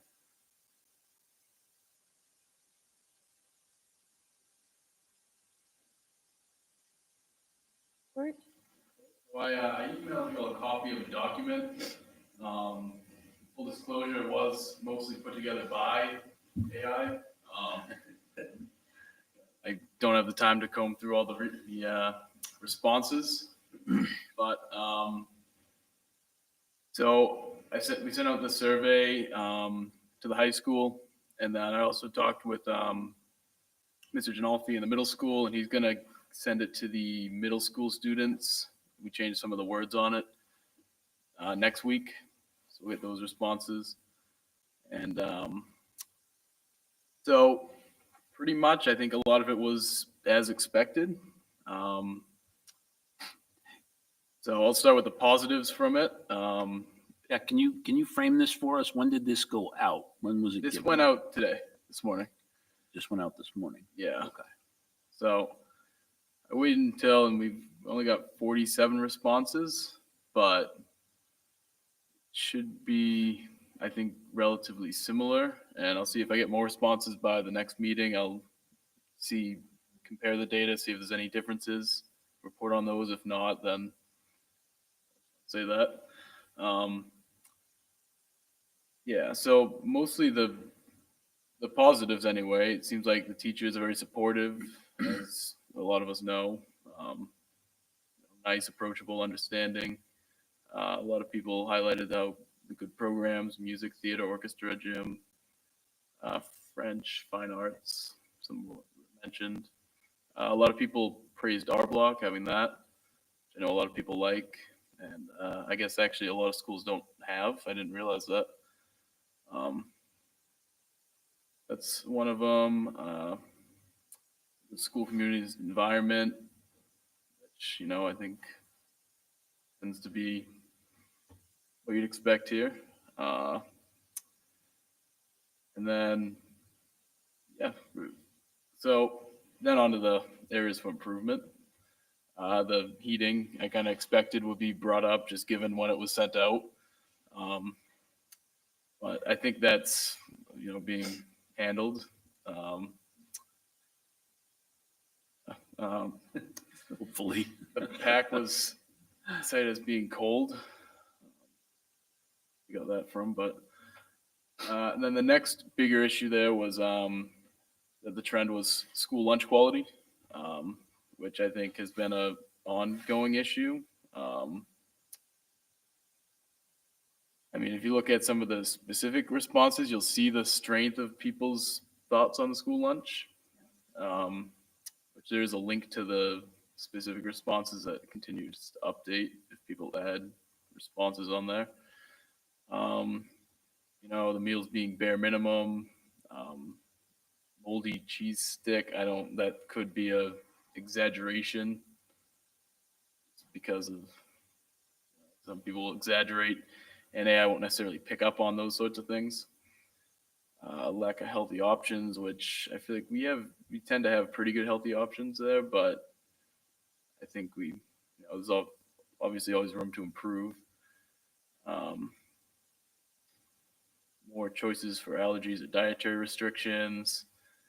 And, I guess kind of a general sentiment, even just reading through the specific responses that, everybody's unhappy with it and nothing seems to happen about it. So I guess that's what I got from that. The next area was bathroom cleanliness and accessibility. I know that part of that's also, I think that's been mostly resolved with blocking between the classes since those detectors were installed. But, they are dirty and sometimes not everything works in them, I guess. Not very cleanly. That's the themes that was picked up on. And then and then the phone and hallway policies, a smaller group anyway, as it identified. Some people don't like it, but I will also say from what I've seen, a lot of people do now kind of have gone to, yeah, it is a little bit better not having the phones. So that's I think overall that's a better policy than a negative one. It definitely is. So I leave that anyway. I mean, this section on workload, I imagine, is Probably people saying, oh, I have too much homework. Everybody always has too much homework, I guess. So that is, take it as it is, that overwhelmed, but there's the reason that it picks up on that trend. I did ask about the drug use. So that low to moderate concern, that more is saying that it's bad, it's often happening. That's still an issue. I think the vape detectors do deter it, but I think people also find other ways around that. So I think there is still certainly that issue is still there. And then one of the other ones that was brought up was equity in clubs and funding policies. Some clubs, people feel like they receive unequal funding, but I think some of that's also that certain clubs have written grants for things and other clubs don't. And I don't think everybody knows that that's why certain clubs have more money. And then it also, another section of it I had, if people wanted to add more, just going through different, categories with the star ratings and stuff, just to try and keep it simple so people will actually respond to it. Cleanliness was lower. Course offerings was neutral to positive. I think we have a good amount of course offerings. Although I think a lot of people would also like to see more classes with business, economics, a lot of those things, even though we do VHS. But we are a small school, so we're doing pretty well. Athletics, mixed. Safety, that was mostly positive. It's a good thing. I think some of that on the lower side is due to the drug use. Drug use was rated as being pretty bad. And then the school lunch was the strongest area of dissatisfaction. So I think that's kind of the theme I was able to find from that was, the food's a problem and, facilities, but I think that's being worked on. So, yeah, that's what I have. If you have any questions. Yeah, this is great. I think for us to have this level of insight around how the student body is feeling is good. What was the genesis of this? Like, how did you put this together? Was this you on your own accord, or was this student advisory council together? I think last meeting I was like, every time I come here, I kind of don't have a lot to say. So I figured I should maybe try and find some more information. And so then after that, I put this together. I had Mr. Mitchell send it out today, and I'll go to the middle school next week. One suggestion, we can talk about this separately if you want, is the student advisory council did something similar last year. So it might be interesting to look at like year over year data. And if it feels like this is something that annually you would want to get feedback from, it might be nice to format, like take a look at how they formatted their questions, the questions you came up with. And maybe that could be a collaborative effort with the student advisory council to kind of get something that again could drive like more longitudinal data. And then to your point, like how do you action it, right? So if every year you're seeing this is coming up and people are feeling like we're saying this and nothing's happening, it might be helpful to kind of drive some of that. But this is really great. Question on how the students are able to participate. Is it just they can participate one time in the survey, or they can go in as many times as they want? You guys said it to be only one time, but it was also anonymous, so it doesn't like record Well, email addresses. So someone could go in if they were going Possibly. to. But there was only, so can you remind people every week to, if they haven't yet, participate in the survey to get? I mean, I could have Mr. Mitchell send out another. Or do you think you'll get the email. same people just saying the same things again, which would double If the? I did another survey, or I just know if this was Or just even an this. active survey that just, or did it close? it won't close. Okay, so no, people because I could just go sent it out back this in morning and- too. Okay. So it won't close. People could, I guess, go back in and say Sure, they don't things, want to, but Google survey? yes, yeah. Typically, once you've recorded your Done answer. once, it won't let you. Okay. Yeah. Oh, okay. I don't know much about Google Forms. Yeah. Typically, unless, I don't know if there's another setting, but. It would be great to, because it went out today and you got about 10% of the student body. Yeah.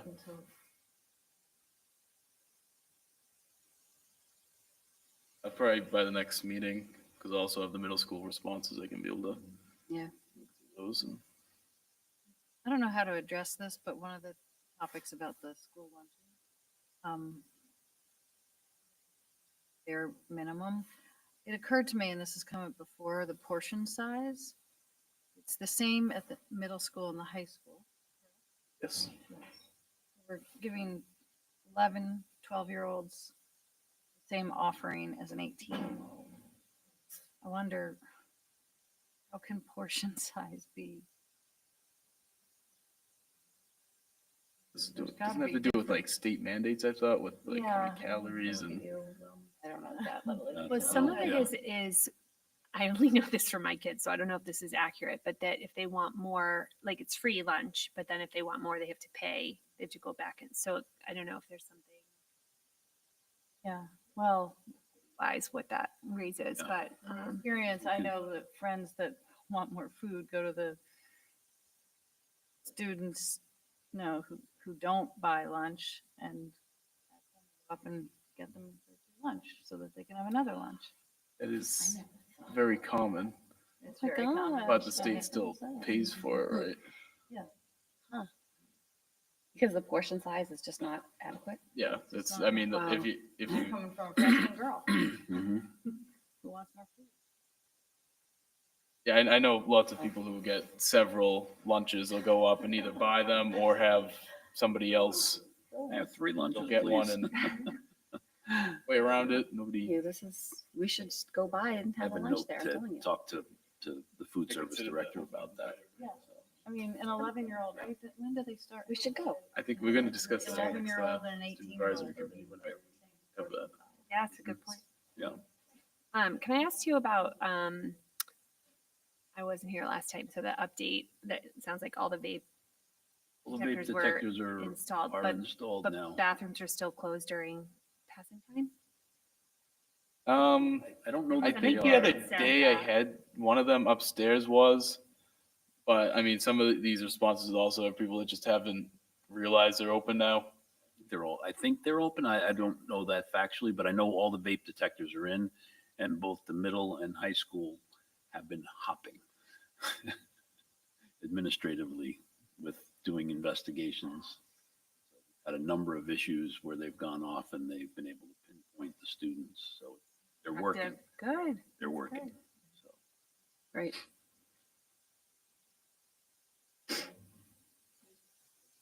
Great information and actually corresponded in the first day. I was Yeah. surprised as well. Yeah, so, and I think, not that I am happy about all of it, I'm happy about some of it, but like nothing super surprising, like it's stuff we've heard. And so data point to work off of.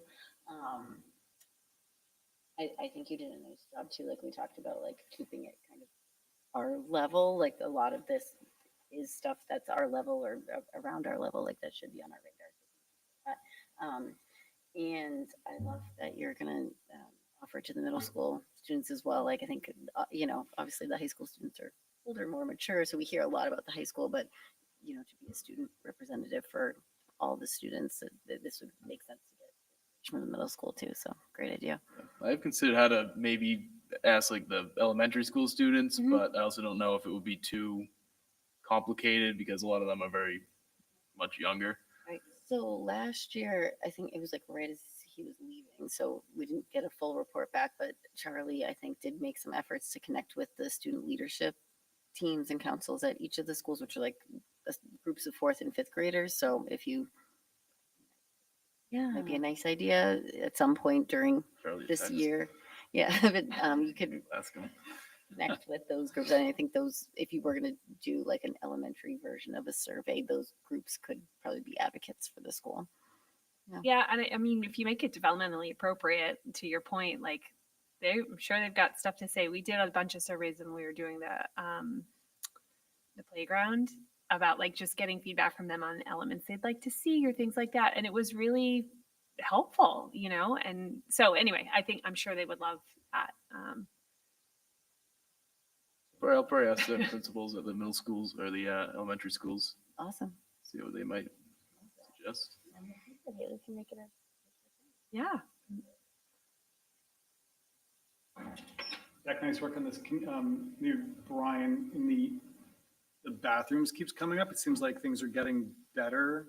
Could you include something like the just progress where we're at with the bathrooms in your superintendent report for January? It'd be good for us to just kind of see how that's going, whether it's leveling off or continue to see improvement.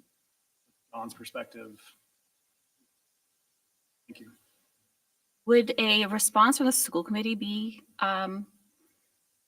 appropriate? Once we get feedback and then we can say, you know, thank you for this. These are the things that we're working on or we've noted, just to let the students know that we've heard. What's another, yeah. We have heard what your concerns are and what the issues are. And these are some things that we're looking to resolve them or to get better.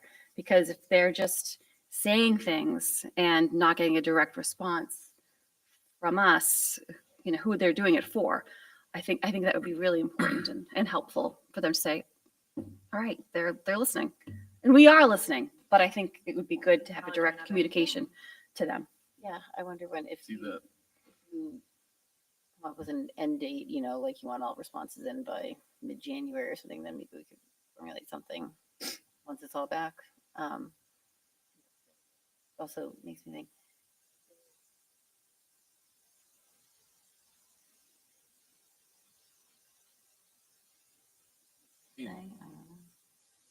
I didn't even know it existed It's a until must I read was amongst here. all the I mean, student it's- body. yeah, I don't. thrilling. All we talk about. I don't know, something to think about.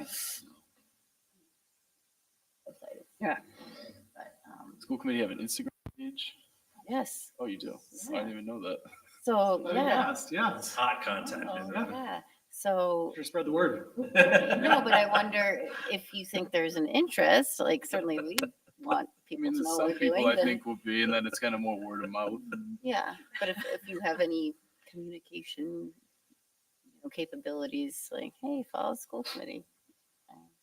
That's a formula. Yeah.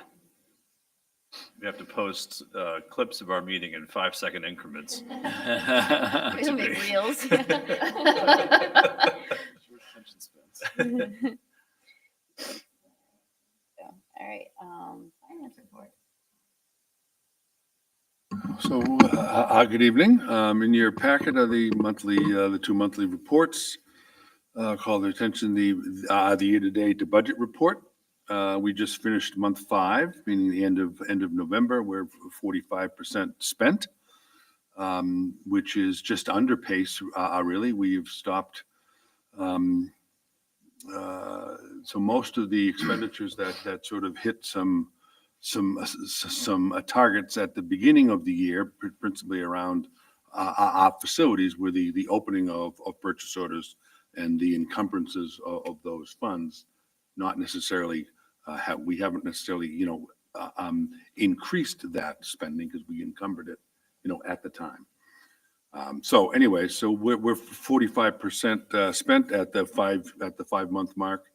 So we're in a good stead for the operating budget. I would call to your attention something that we're going to be, I'm sure, spending a lot of time talking about, and it came up at budget a couple times. On page 24, if you could, under fixed costs, third line from the bottom, health insurance. We are just about 50% spent on employee health insurance. And that's not atypical for this time of the year. So you will see that we've spent about $1.9 million and there's about $1.9 million left. That, however, does not represent the entire cost of health insurance. This is what I wanted to call, because this conversation did come up the other night. We are also taking $400,000 out of school choice. So it's this money plus the funds that we're taking out of school choice.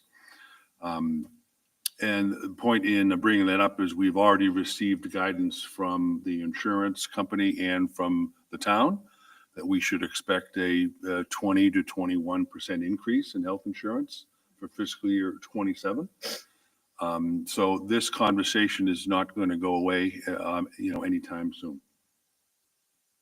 So that's, so in addition to the news and Sasha made, reference to it under his report, Brian and I went and met with the town manager and the town finance director a couple weeks ago now, it's a week before Thanksgiving, and that's when they shared the news about what they expected the town revenues to be coming in at and what our share of those would be.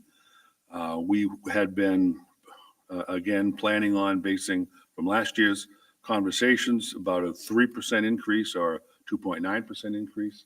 It came in just slightly over 2%. So that 1% difference at a $40 million budget is the 400,000 that Sasha referenced earlier. So with that in mind, certainly the only good news in the planning process is that this has been shared with us in December versus January and so forth as we had some experiences with. So we're in planning mode. We're in strong planning mode. So I just wanted to call out your attention to health insurance because that has been so topical in the last couple of days, especially getting information to what to expect for rates. Do we have any other expenditure that grows at that rate? No. This is an outlier and everything, right? Yeah. So the teacher contract is 3.5%. The next year, fiscal 27 is a 3.5%. Other contracts are between 2 and 7. And health insurance over the last 5 years is anywhere between 15 and 20. Is that sort of accurate? It was 19% fiscal 26. It was, what was it in fiscal 25? Maybe 11% or so. It was a double-digit increase. It wasn't 19 or 20%, but this will be 2 years in a row where we're going to be in the 19, 20% range. And certainly 3 years in a row of a double digits. Almost a 50% increase in, say, 3 years. It's going to be unsustainable for municipalities if this continues. I mean, it is. Any Prop 2.5 is going to be eaten up by that alone over time, When did we vote on the choice funds being used for it, 400,000? That was part of the budget for fiscal 26. It was part of the budget plan. And those are also part of the budget plan for fiscal 26, which is part of the strategy is we are no longer, the only thing we are taking out of school choice is health insurance.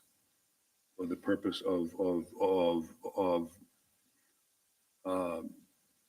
having the school choice funds be available longer because we are not replenishing school choice funds at the rate, right? We are graduating more school choice students and we're bringing in, so our capacity to bring in more school choice dollars is going down. Or that was the last minute notification of the significant increase in the cost too. So kind of needed to do that. Can I ask about two others that are on the same page? Yeah, of course. Just below the one you're pointing out, the insurance and towards the bottom of the bus transportation. Both of those would have been contracted. We should have known the amount at the beginning of the year. They're both over 100%. Would those be like more the bus just because of the dollar? Why would that be higher than? So that's a great question on the bus. How the bus works is how this the 23,000 that you see, we have yet to bring in the offset from the revolving funds. So we encumber the full amount against the budget. Yeah. And then close when we need to. Yeah. Okay, got it. That's what I was thinking. Thank you. Sorry, can I Of just ask a course. question about the choice funds for the health insurance? The change in what the town had allotted.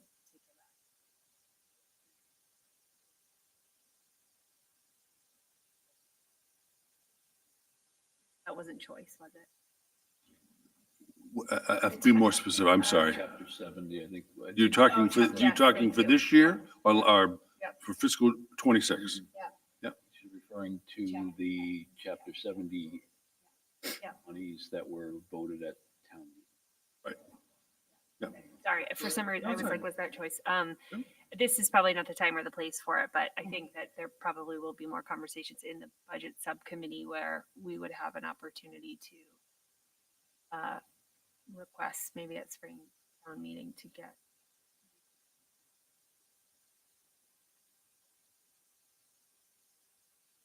Yeah. I mean, yes. That The is. oppor- No, yeah, I, A lot of The same way. That is the opportunity. A lot of very short answers that came out. That's why I prefaced it by saying it may not be the time, but You're right. obviously, Oh, it looking is. at this, it just, I feel like probably need to. yeah, absolutely. Yeah, no, we The need definitely- is higher. That's a significant, I mean, that was a significant impact to our budget. Lucky we were able to make it up, but we were counting on that chapter 70 money in other places. It's tough for us this year, and yes, that's definitely. This year's kind of, it's already taken from this year, but how can we apply it to next year? The other report is the monthly revolving fund and gift and stabilization balances. There is, the only good news is there's nothing interesting really to report there. This is kind of a downtime, in between, our busy seasons. If you will, for athletics, for example, winter sports are beginning to collect fees for the next season, but they would not necessarily be reflective here yet. So it's more reflective of what has been expended at the end of the fall season. But each of those funds are as expected and performing to appreciation. This sounds like minutia of a request, please. but just for my own way to look at this, is there any way you can every other row make it like blue, white, blue, white? I constantly have to count, like which one is that? Oh, sure. You mean to highlight? Sure. Highlight rows. Yeah, Oh, absolutely. highlight Sure, we can do that. rows, every other color, so Yeah, that. absolutely. Yep. Yeah, is there anything that the committee would like that makes it more legible or more information? Sure. Like blue. Orange. You have a particular color? Is that what you have? Yeah, that's what. Blue, okay. Like was asking me. Tiger orange, maybe? Yeah, sure. Okay. The only other thing to report on, and Diana, you had asked the relevant question about the Doyon roof. Since our last meeting, that bid has come in, and we have awarded the bid as of Monday, actually as of Wednesday of last week, but officially Monday of this week. We got 11 bids in, which is a very competitive piece.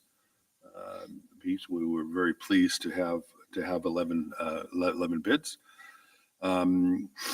The contract of work came in at $215,000. We were anticipating from our insurance appraiser something in the area of 230 to 240,000.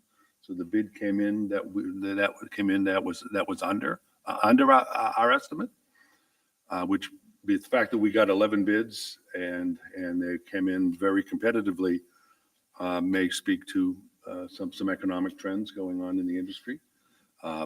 So we evaluated the bids on last Wednesday and awarded the contract to a company called the WPI Construction. They're out of Webster, Mass, and they've done a lot of school and municipal building work, and they're going to be starting next week.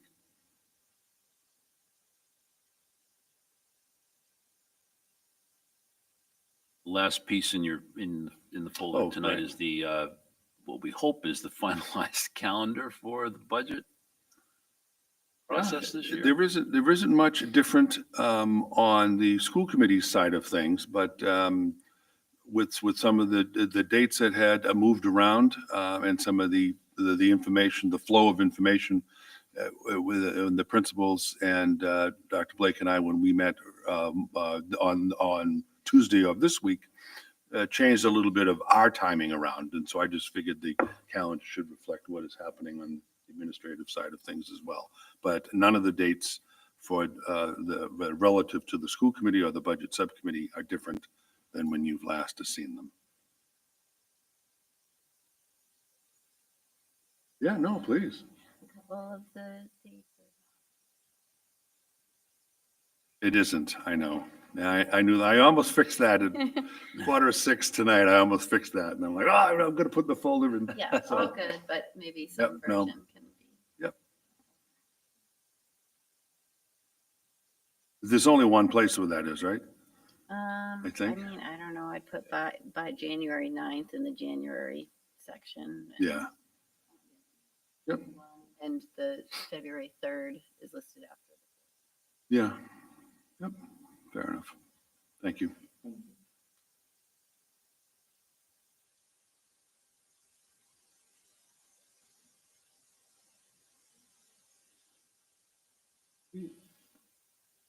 We're gonna drop that last one in March, the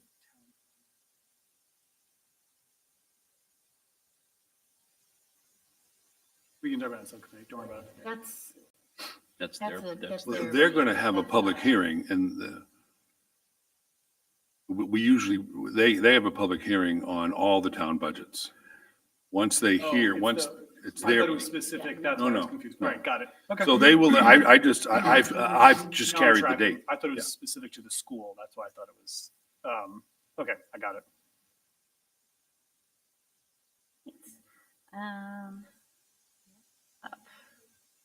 Appointment of the interim student services director. I shared at our last meeting, I recommending that we appoint Meg Finnegan as the interim director of student services. Meg's been a district employee and case manager here at the high school for 16 years now. She's got a great skill set. She's trained as a school psychologist. She actually does a lot of our circuit breaker calculations and working with the out of district placements that we have. So I think she'll be very good in that position. She knows all the players in the district already. She's been meeting with Eric, been meeting with some of the administrators already. What I worked out with her in conjunction with legal counsel was that she is coming on as an interim. In March, we'll have a conversation to decide if it's something that A, she's interested in continuing with, and B, if we're interested in her continuing in that position. There's been an adjustment to her salary that we worked out, accordingly. Certainly there were some differences between going from a teaching 184-day contract to a year-round contract. So we were able to make that equitable and fair.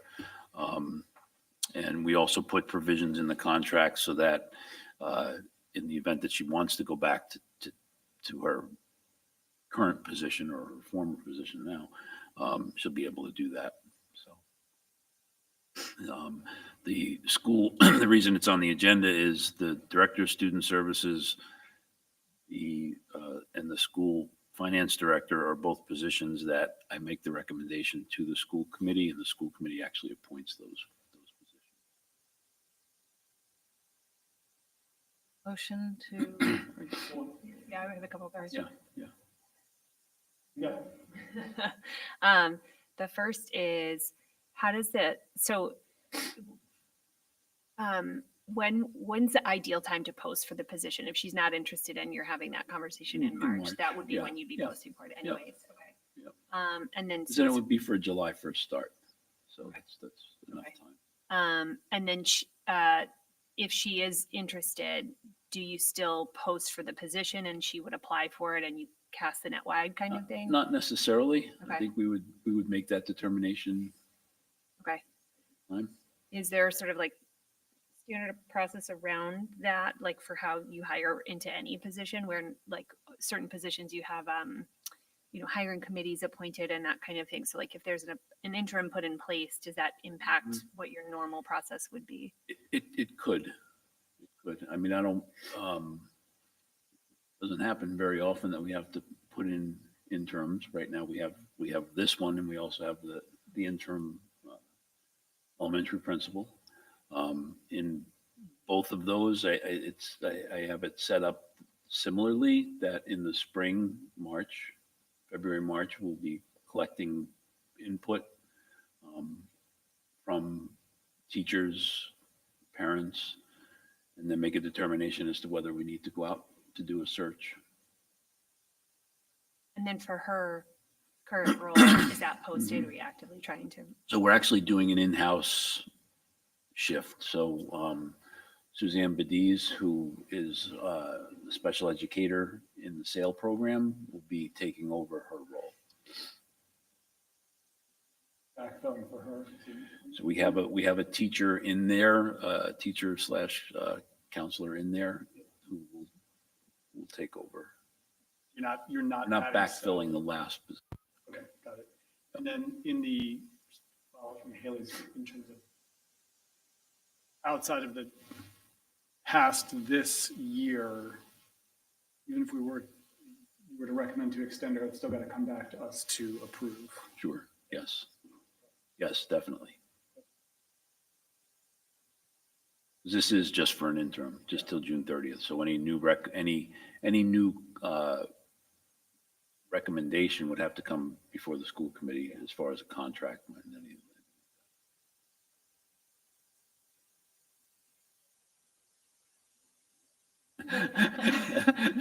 Can we see the contract?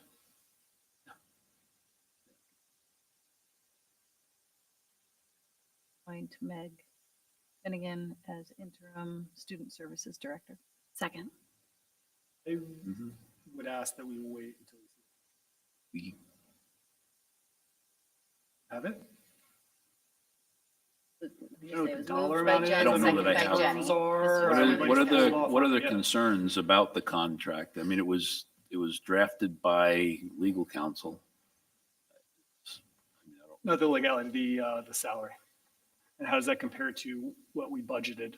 It's less, and you're going to backfill. You're not backfilling all the way back, so you're actually saving money. Budget Goes into effect as of tonight's appointment, then I'm good. Okay, got it. That's what I need. Thank you. Okay. I'd still like to see it, but I don't feel like it addresses my concern about the budget. Okay, so we've got a motion that was moved by Jen, second by Jenny. We had some further discussion. Is there any more further discussion? Okay, all in favor? Motion passes. Superintendent, 526 goals review. And Yes, so in your packets this evening,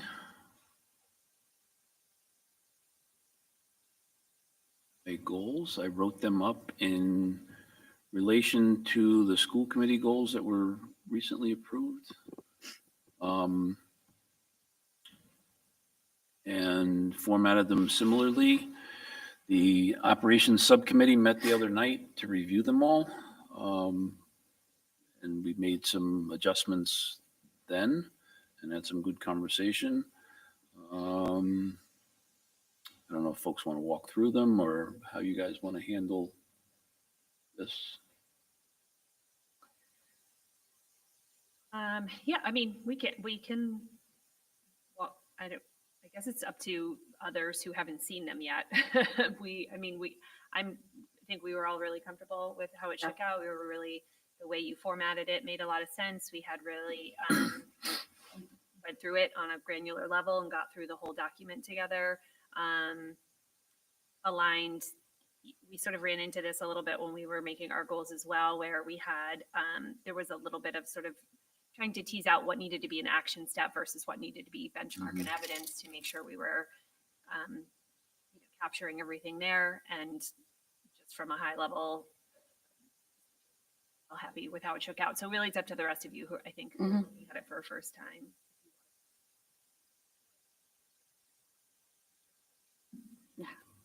Might take another minute to review. I know it's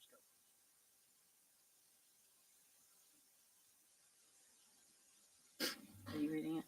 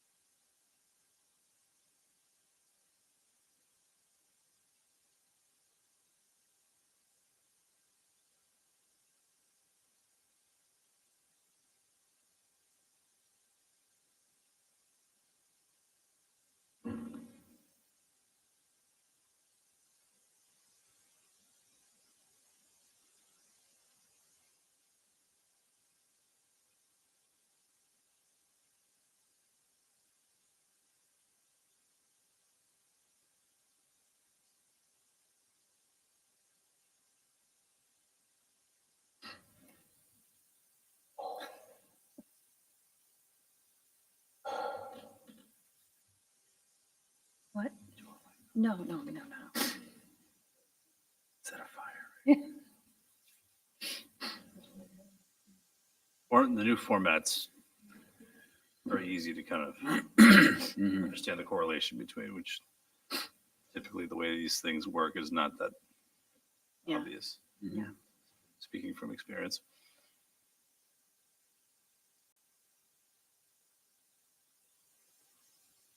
Really nice and detailed.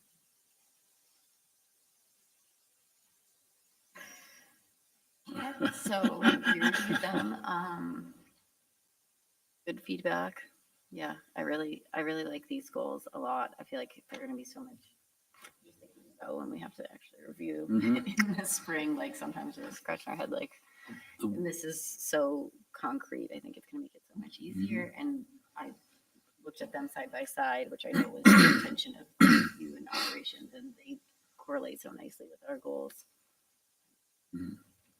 The one thing that I did change on here from the other night was on goal 4, the benchmark number 1. We had by June to do the evaluation. We try to get that done in May, early May, so that the current sitting board is the one who's doing the evaluation. So I just changed it to May. That was the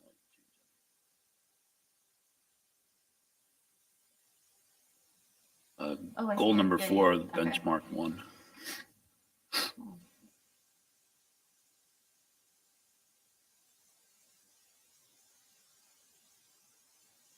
Motion to approve. Approve the superintendent goals for 2025.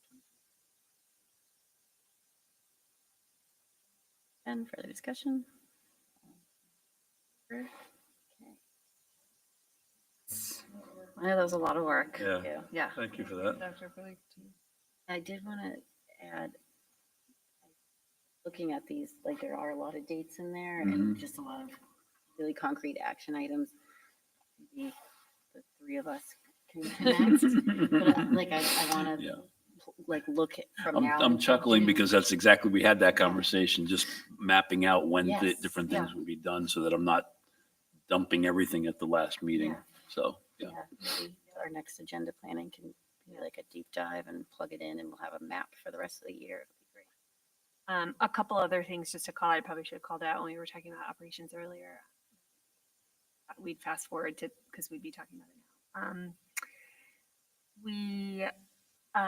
The goals, our goals, where you guys left it the last meeting had a lot of comments sort of on the side. So those were all removed, but none of the content was actually changed. So those are finalized. Laura has put them in our 2025-26 folder and has made a request to tech to post them on the website. And then we talked in operations as well around how, because some of our goals were to do like a review on ourselves and how are we assessing ourselves and that kind of stuff. So we'll need to think about that in terms of whatever that looks like. And then we kind of were talking a little bit about like what our metrics look like and how do we need to parse that out into subcommittees and sort of how are we actioning some of the things that we want to do. So we'd like to meet again as a group to kind of out, and relatedly, some of the key documents that come out of these meetings sometimes get lost in those meeting folders. And so we were thinking about working out a folder structure where we have either a key document folder where the goals are easily accessible, ours and Dr. Blake's budget, like that timeline that you just showed tonight. I feel like that would be a really good one. So things that we want to be able to reference quickly that are, buried in these folders sometimes. So I'm going to try to compile a list of what those documents would be and out where they would live and what that would look like.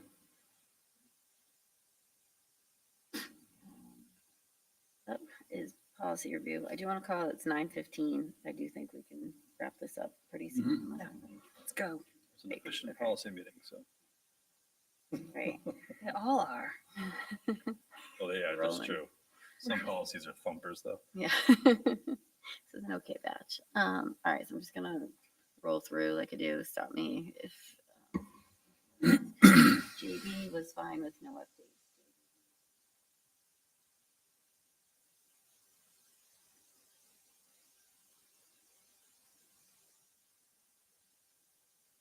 Practice changes, but we do, actually, since we met, Dr. Blake put a comment to remove the language. Remember, we talked about students born after. Yes. Number one. His We recommendation. want to make it a was hard, just to- hard, There is no option to do that. That's what and I didn't think there was. Yes. Yeah. I know you're talking about, sorry. It's kind of, this is JEB. There had been language about if a student was born after September 1st, would there be a mechanism to jump ahead and get into kindergarten? And it hadn't done, but we took, that option away. Yep. Yeah, that's good. I mean, since we don't do that. Yeah. Would open Pandora's Oh, box. yes, yes. F, minor wording changes, JFAB, no changes. By that policy matter. JFABC, very minor wording change. And JFABD, JFABE, and JFF all had significant changes that were recommended by MASC, wording wise, not practice wise. And we recommending that we go with the updated wording from MASC.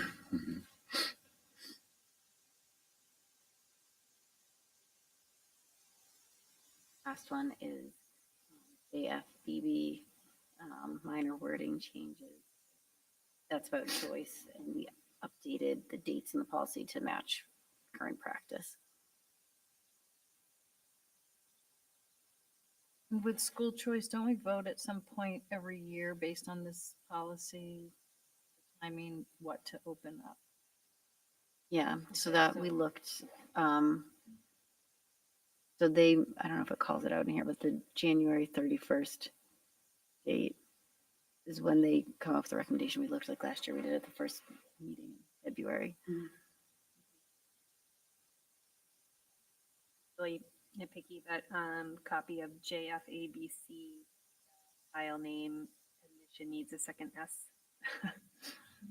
Sorry, I just noticed. Can you fix it? Yeah. Perfect.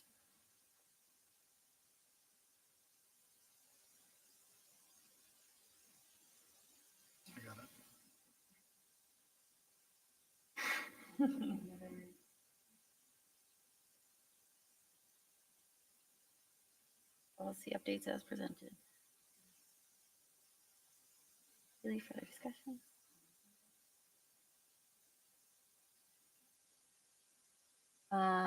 Next is a little new business that came in.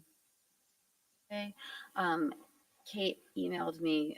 She attended a climate resiliency committee meeting, and she had spoken that she'd wanted to stay on the meeting.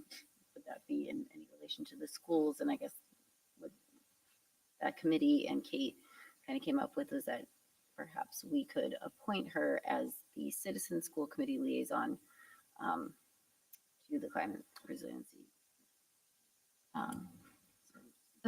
Formalize Citizen School Committee liaison, that Yes. sash for that, I'm sure. Right? So will that fall under one of the appointments that we will make? So we would have to put that out there. Potentially, I think historically it's been it's been a liaison position from the school committee. But I think she was going to revisit before the end of the year. And so then I think we could decide, does one of us sitting member of the school committee want to pick it up? And if not, then we could open it up as an appointment that we make outside of the school committee. Right. And she would be interested in that. I don't know. She didn't say, Yeah. but I think this would just be until, she specified June 30th. Yeah. All right, I'm going to just read it so that it makes sense. So is there a motion to appoint Kate Elliott as the Citizen School Committee Liaison to the Climate Resiliency Committee through June 30th, 2026? Moved. I'll hit the second. Moved by Jen, second by Haley. Further discussion. All in favor? Passed. Kate. Thank you, Kate. Thank you, Kate. You want it, Kate, but you got it? All right, vouchers and bills. Nothing to report, Jen. Oh, no. Is All that set. my job? Mm-hmm. Yes, All that's set. your signature all job. set. All set. All right, thank you.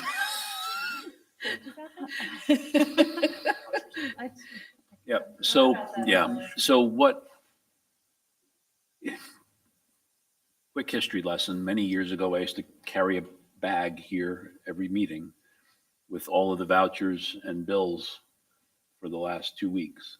And the school committee, before the meeting or during the meeting, would pass the whole bag around and sign off on it. Now it's all electronic and we only need one signature on it. So at the last school committee meeting, with Kate stepping down, the school committee appointed Jen to be the signatory on the DocuSign for the vouchers and bills. So Jen gets an email every week or every other week, every week, right? Yeah. Sometimes Sometimes 2 a week. and reviews what's been done and signs off on it.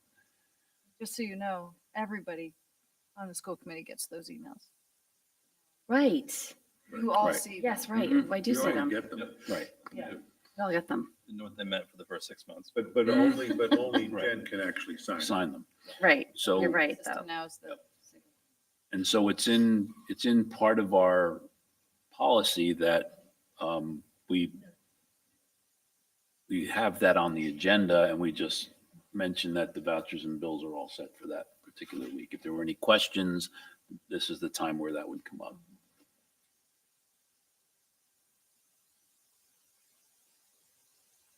You don't get them? You don't get them? I feel like I might have. Do you get them, Sarah? From Julianne Metcalf. Right. I'll look into that tomorrow. Only you.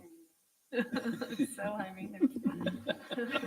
My picture's not on the, it's not on the website, so it's, we're doing all right, It's one less headache.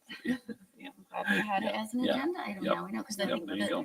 the whole purpose is like the onus is really on all of us, and then Jen signing, so it, So you can go in and look. oh, yeah. So can I ask, should there be something in the folder that represents the prior 2 weeks periods of, Ooh, yes. would you like, I didn't, I honestly just saw that now. Yeah. And I didn't, so Yeah. full disclosure, No. I didn't study the agenda coming in What would we tonight, so put? my What would bad we on that. put? The signature sheet? I mean, it's We could, or I could create a document that. I want to make more work. more work Well, for everybody, no. But if it's on here and we have really, okay, I'm fine with that. It matches what we're getting, right? yes, So I feel like we're already getting, fair enough. unless we feel like we want to time to. I just wanted to make sure that with the addition of this on the agenda, that it's, that we, the finance office is meeting your anticipation or your need of putting it actually on the agenda. Yeah, I think if, like you said, to Yeah. get it, then, problem solved. Fair enough. Yeah, Mhm. thank you. Great. Next up is the consent agenda. So move the Ipswich School Committee to approve the meeting minutes from its meeting. I've moved to accept with gratitude a donation from the Education Foundation amount of $4,625 to purchase 2 lacrosse goals, nets, and carrier to be deposited into the athletic. Move to accept with gratitude donation of $500 from Norman and Barbara Nelson for the 2026 Racing Challenge trip to be deposited into the high school gift account for the Racing Challenge program. And move to accept with gratitude a donation of $500 from the Law Office of Judy 2026 Racing Challenge trip to be deposited into the high school inclusive use for the Racing Challenge. Further discussion? All in favor? Did I just kind of ask about I was under the impression that there was not additional.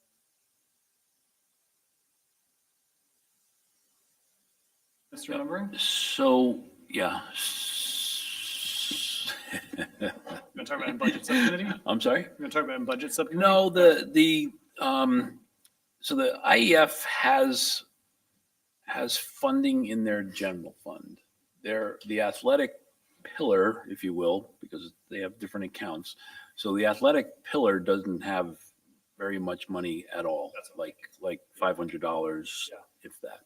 And so when this grant came forward, there was a lot of discussion at the table Monday night about being able to fund that from the general fund. Okay. So Got it. there's a number of folks at the table who are involved with the athletic program in one way or another, so it was voted So through. it's a pleasant surprise because I wasn't expecting that we had money available. That's great. And that was the general fund. Yeah, some of it may have come out of what was available in the athletic fund there, but the bulk of it came out of general fund. Adjourn. Move to adjourn. Favor? Right. Right, adjourned it. Thank you. Good night, Ipswich.